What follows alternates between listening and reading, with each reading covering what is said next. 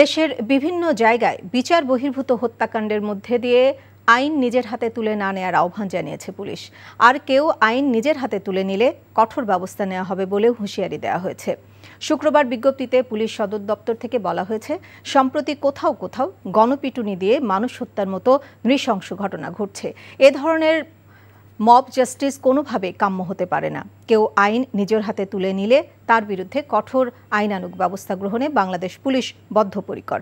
ওই প্রেস বিজ্ঞপ্তিতে বলা হয়েছে, কেউ অন্যায় করলে দেশে প্রচলিত আইন অনুযায়ী তার বিচারের বিধান রয়েছে। আইন নিজের হাতে তুলে নেওয়ার অধিকার কারো নেই।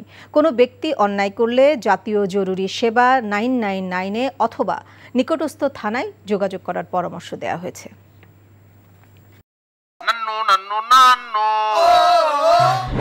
আরে সপ্তাহ একটা ব্র্যান্ডের গুলা আমার বংশ ব্র্যান্ডের কি আপা বিচার কত বিক্রি গরিবের এলাকা আপনি এমন পাড়া দিব না গুরু গুরু ভিতরতে সব বাইরে যাবে। আরে ওইটা থামো না, তোরে যদি ইসলামিক সাইড সবাই আমি ডিভোর্স না দিছি আপনারা কি হোগারে কালিয়া বল আমরা সালাম তুমি আমারে আম্মা ডাকলাকে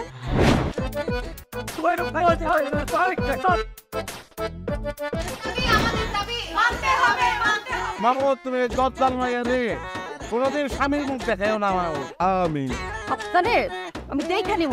হাতে লাগে বেতারে হাত ছাইরা দাও সোনার চাচারে।